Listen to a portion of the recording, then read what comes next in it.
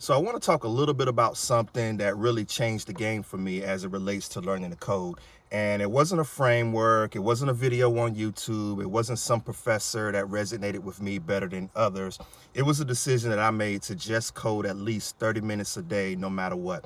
Even on the days that I didn't feel like it, especially on those days, I wanted to make sure that I got at least 30 minutes of coding in. And I also documented my journey in a little workbook that allowed me to reflect back on the amount of time that I coded and what days I put forth the most effort and days that I didn't. So doing that and going through that process, I learned a lot more than, hey, I have a lot more time to code than I realized, but I also realized that this gave me the amount of structure and the building of right habits that allowed me to propel and eventually grow and do more in the coding space. So I want to talk a little bit about that. So you may be wondering, hey, 30 minutes isn't much. What was so special about 30 minutes? Well, I think that's kind of the magic or the beauty in it, at least for me.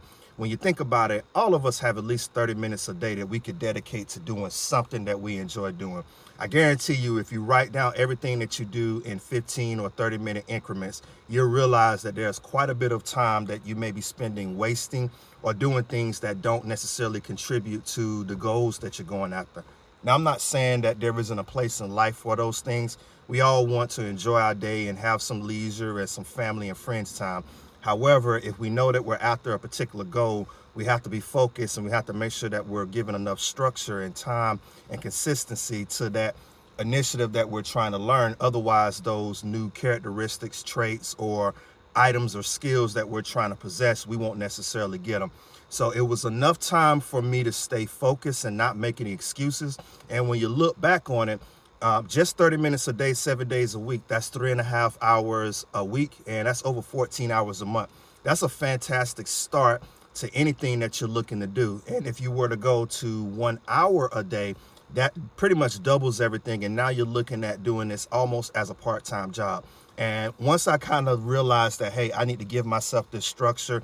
And although this may seem small, this is something that can really add up to being something a little more meaningful. Then I really kind of built some momentum, documented my journey in a book so I could see the amount of ticks that I had on each day, which days that I actually coded more and which days that I didn't code as much. How can I get a little bit more out of the days that I don't code as much?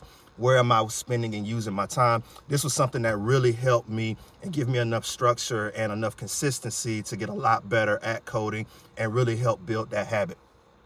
So what exactly was I doing during those sessions? So this isn't time that I spent watching a YouTube tutorial or reading a book or researching something. This was time that I actually spent coding. So a lot of the times I would spend this time doing an exercise because I may not have had a project or something larger in mind that I really wanted to build, but I wanted to make sure that I still got some practice in and I kept that muscle memory going. It's almost like going to the gym. If you don't work that muscle and you don't use it, it will eventually become less and less pronounced or meaningful, and eventually it'll dwindle away, and you'll start to lose some of the strength that you've gained from that muscle. So you want to give it some attention at whatever frequency you need to.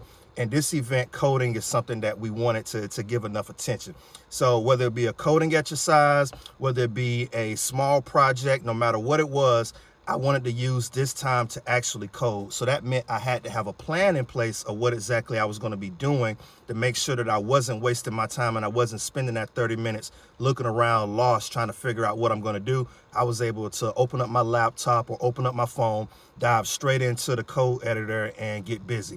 The last thing that this did is over a 3-week period, I was able to take a step back and kind of reflect and see how much progress or time I've actually put into it.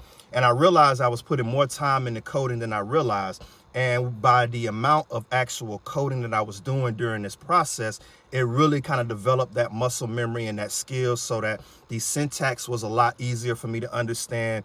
I knew exactly how to do certain things without having to look them up in the book. I was able to dive straight in. So it really made the overall experience just that much better for me. So I would suggest to anyone out there that's just getting started, as you're trying to find time, if you have a busy life like some of us, we know that time isn't always of the essence. Start with just 30 minutes a day. Give yourself that leisure and that structure. And as you begin to build upon that, you'll realize that you're putting more time into this than you thought you had, and you're going to start to see more progress than you would had you not began.